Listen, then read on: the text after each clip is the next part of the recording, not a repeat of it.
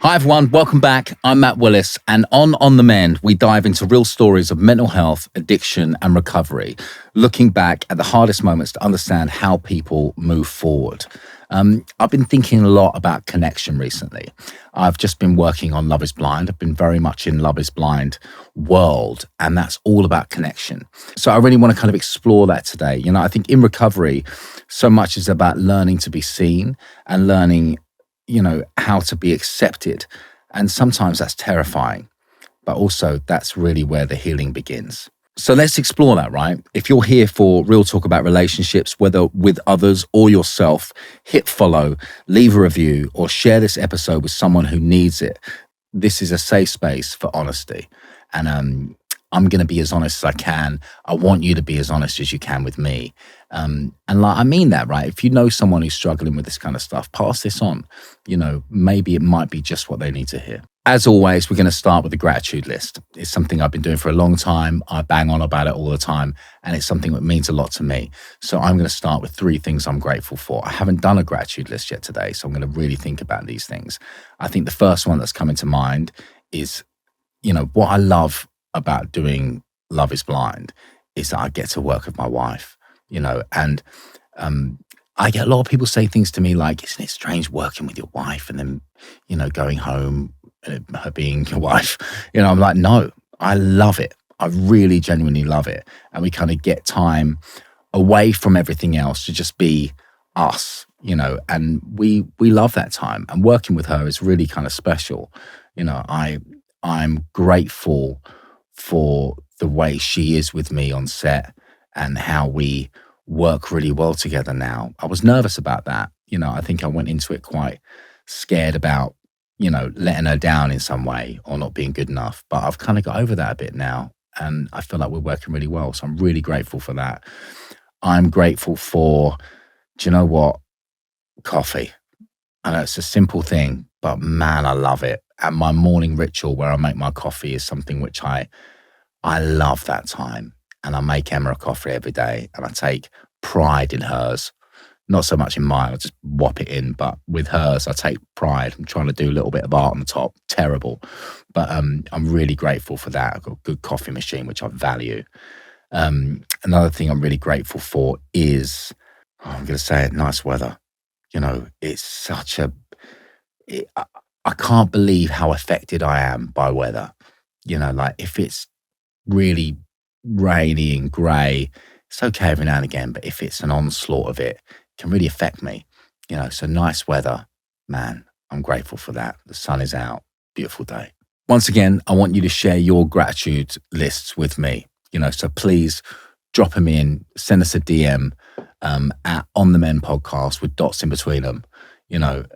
Send us your gratitude list. I really love reading them. They mean a lot to me. I think there are blind spots in love and recovery, right? I was thinking about all different kinds of connection that we face, and be that, the number one that comes to mind is the love that you have for a partner, right? But that can also mean, work relationships. We work with people every day, and they're a big part of our life, and are we showing ourselves to them? Are we really searching for that connection with them, or are we putting on a face that works for work? Are we being open and honest in every way we can with people? Sometimes I know it's not necessary. It's not called for. You don't want to kind of bare your soul to somebody you don't know very well. But I think there are chances to connect with so many people in so many different ways, and we ignore them. I have like this weird other marriage with 2 other guys, who I've been in a band with since I was 16. And sometimes we're just so, I don't know what it is about boys sometimes that we can just like not really ever say anything. Something can be going on and I could know nothing about it, for them. And I could know nothing about it because I'm not really searching for it. So I'm taking a bit more time to go, are you all right? What's going on? How's your life? This is what's going on for me. And I think the more we are open with other people, the more they can be open with us. It kind of invites them to kind of share their stuff, and it's been only beneficial for me.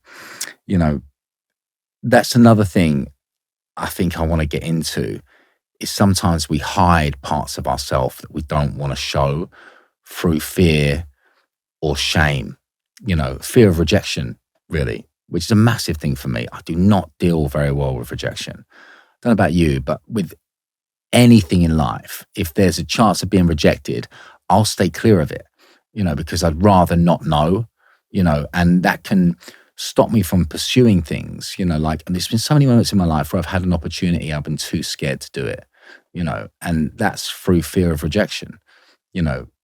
To really go for something is a bold move, and people say, there's nothing worse than not going for it because you'll never know, I feel that quite a lot. Like there's been chances in my life which I've just been too scared to go for because I don't want to be rejected, when actually it didn't really mean that much. Like the thought of them saying no or saying you're not right or you're not good enough, would have been so traumatizing to me at the time. But actually, when I look back at it, it wouldn't have been that big a deal. When I first started, the whole reason Busted started was because me and James got turned down from another band. We auditioned for a band, we didn't get in. I'd auditioned for 4 before that and didn't get into them. And the last one left me really devastated. I was really cross that I didn't get into it. And through that process, met James, who'd just been rejected from that band as well. And we started a brand new project, and that's been my life for 25 years. So you never know where things are going to lead. You never know what's going to happen. So I'm trying to go for these things a little bit more. And I encourage you to too, because, you never know where stuff is going to lead. Right. So I was thinking about the kind of different types of connections that we face, right? And the fact that sometimes we hide parts of ourselves out of fear or shame, and that is, you're really missing something there, because I think when you open up, you can be surprised at what comes back to you, and what you might get from them. The risk of rejection when we reveal the real messy truth about ourselves is so scary, right? It's like to actually show someone who you are, what goes on in your head maybe is terrifying, right? But you might be greeted by someone who could actually empathize with what you're going through because they've been through it too, or they're going through it. They feel the same about certain things. That's what I've been so surprised about, is when I've talked to people about some of the things that I maybe think about myself, or I'm ashamed about, or I'm scared to show, people respond with, "Oh, I feel that way sometimes," and that can be a big weight off your shoulders, right? Which is really powerful. And that can make you feel so much more secure in the fact that, loads of people go through shit, right? We all have something we're dealing with. We all feel certain ways about certain things in life, and that's okay, rather than just keeping it to ourselves and it kind of eating away at us. There are ways to get through these things. And I think the first thing is sharing those things, being vulnerable, being strong enough to be vulnerable, which is, I always thought when I was growing up that, vulnerability was a weakness, never show people that you're weak, but I don't feel like that anymore. I feel like when something positive happens, it's because I've maybe been vulnerable enough to go there, that I've allowed that kind of good thing to go. I think people's expectations can really interfere with connection, right? Because if we go somewhere and we say to someone, right, I'm going to do this, I'm going to try and better myself, right? So for instance, if you're going through something, you admit it and you take that first step and say, I'm struggling, right? That person can maybe think, oh, right, okay, cool. They're doing something about it, right? But I've learned that journey is a bit of a rocky road, and sometimes it can be up and sometimes it could be down, and you can fail along that journey many, many times, and that can really scare you because you don't want to let that person down. So I remember never talking about recovery, ever, because I didn't want people to, I don't know, I felt like people would be waiting for me to fail. In some weird way, I felt like people would go, let's wait for him to balls this up, which I did again and again and again.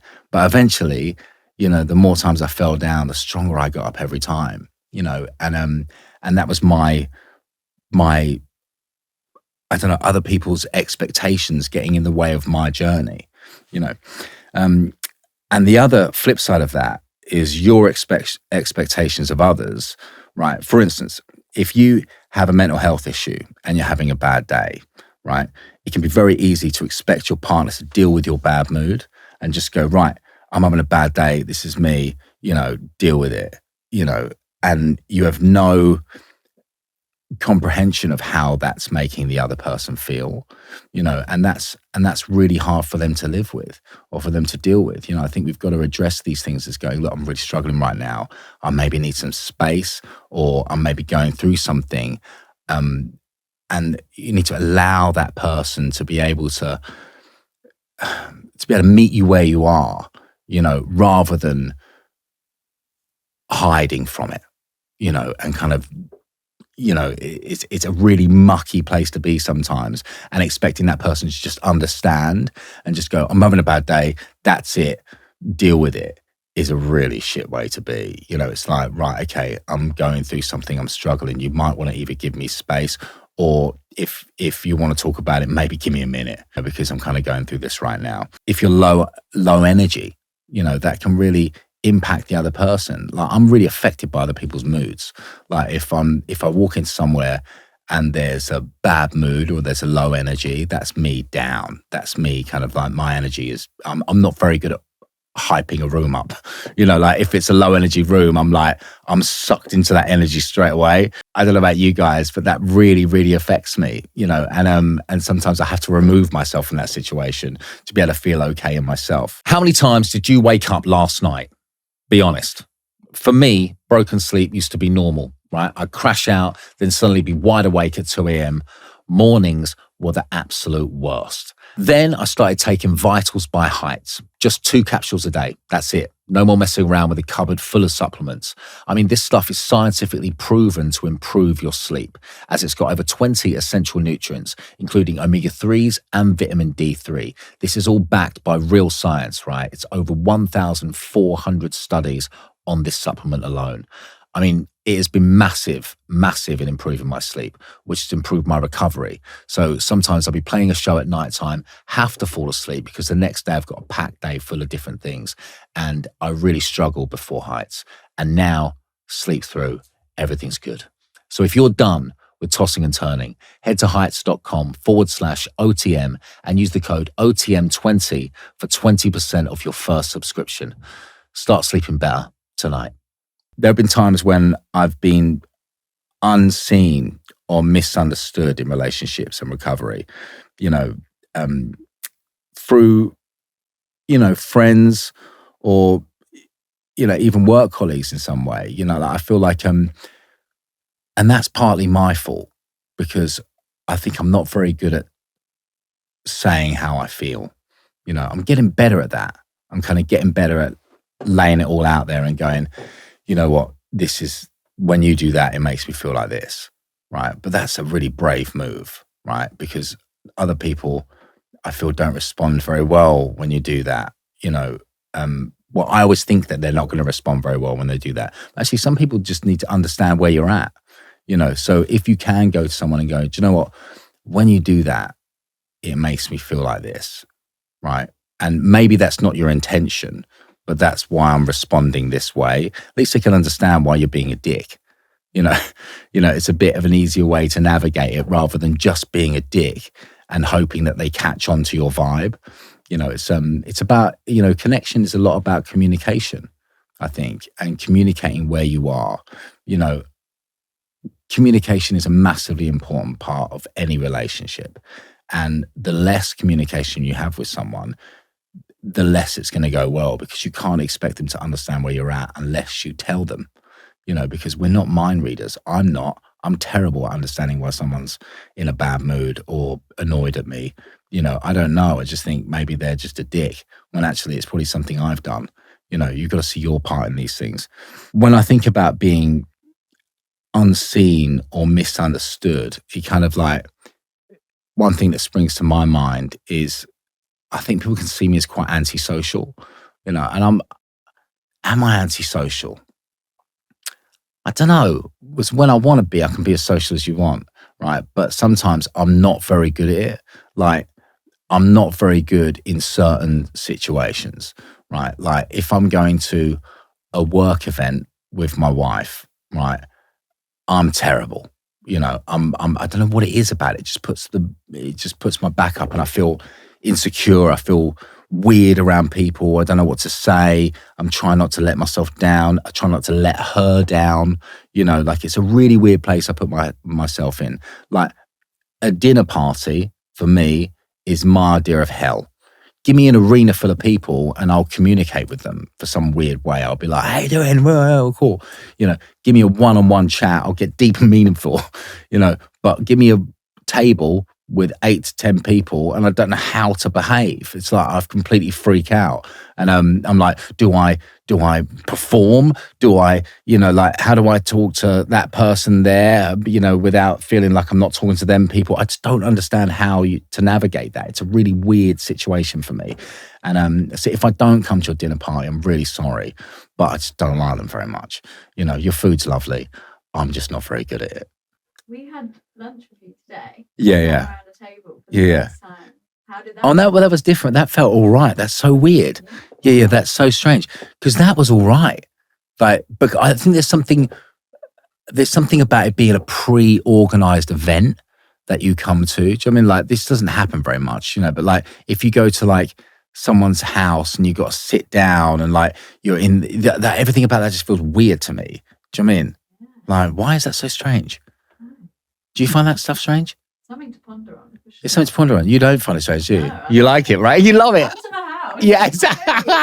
The thing is, if people come to my house, I don't like it. If it's a dinner party with my house, I'm like, I feel so much pressure. It's so weird, like, to entertain, to be kind of like this thing. I'm so weird at it. It's just a really weird thing about me. Like, but going to someone else's house is just as strange. It's so weird. Patience with others is such a massive thing. Right, and others being patient with you is a lot to ask at times, but it's a really massive thing. And that comes back to connection, right? Because with patience, you can build connection with somebody, but expecting it to happen instantly is really difficult, especially if you've abused that in the past, right? So I kind of wanted to share a few examples of times when I felt, connection building. And really feel like I've been seen by somebody else. I think the biggest one that comes to my mind straight away is admitting to my last relapse to Emma. It was, when I think back to that moment, it was the hardest thing I've ever done, saying those words, and she was so shocked because we'd been down that road years before and I'd been clean and sober for 8 years, and admitting that I'd done that again and I'd been lying. That was the biggest thing for me, is that I'd abused that trust because I'd lied again. And that's addiction, right? It can come at you from different ways and whisper in your ear and can become a really loud voice. And I had unfortunately taken my foot off the gas and gone back down that road, and when I finally admitted to her, I was terrified because I didn't know if we'd ever be able to come back from another one. After years and years of abusing that trust, and then building it back up through patience and tolerance, then to destroy that again was, I was terrified of how she'd respond. And when I did tell her and I asked for help and I told her everything that I'd been doing, first, massive reaction, but then I was greeted with compassion. I was loved. I was told that, we would get through this together. It was it's unbelievable that happened. I'm so grateful for that. And and then that doesn't come back overnight, right? It's not like, it's exactly what I was saying earlier on. It's like, you don't say that kind of thing and they're like, oh, okay, cool. You said it now. Let's move past it. It's like, right, what are you going to do about it? And then I have to put the work in to be able to build up that trust and within that relationship and build that connection all over again. That was a really, really massive one for me. And, in some ways, I don't know, do I wish it didn't happen? Yeah. Am I glad it happened? No. But looking back on it, I feel really strong in our relationship now. And sometimes we need to go through these difficulties to grow stronger. And that's been my experience. I don't want to test that again, bear in mind. But I'm not I'm glad that I did tell her. I would have hated to have had that on my conscience forever. I could never have dealt with it.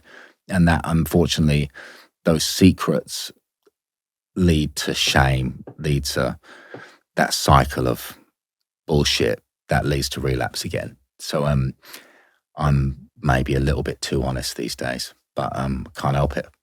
So when I think about it, there's been so many people who have helped me and supported me through my journey of recovery. Emma obviously being a massive one, the biggest one really. She's really been incredible in my life. Who is the person that has helped you, and what did they do? How did they help you? Or who is the person that you're helping, and in what way are you helping them? I'd love to hear from you. Put it in the comments. I mean, connection is such a massive part of recovery, right? In any aspect. I think it's really kind of like, Johann Hari says that the opposite to addiction is connection. And when he said that, it blew my mind because I think about, from my history, from when I look back at my life, everything about any kind of mental health issue I've had or any kind of addiction issue I've had, all it wants to do is isolate me. Like my addiction wants me on my own in a room using uncontrollably. That's what it wants. It wants me away from everybody. It wants me all insular. Everything's in my head. Everything's all about me, blah, blah, blah. And the opposite of that is connecting with another human. And when I did connect with those people, I found recovery. So it really blew my mind when he said that because it really made me go, that's so true. The opposite to addiction is connection. I think most people that are dealing with mental health issues feel isolated, right? They feel like they kind of want to be on their own. It's easier when they're on their own. But actually, the key is to kind of force connection wherever you can, I think. So most of the time, unfortunately, we think we're getting that through this little device in our pocket, right?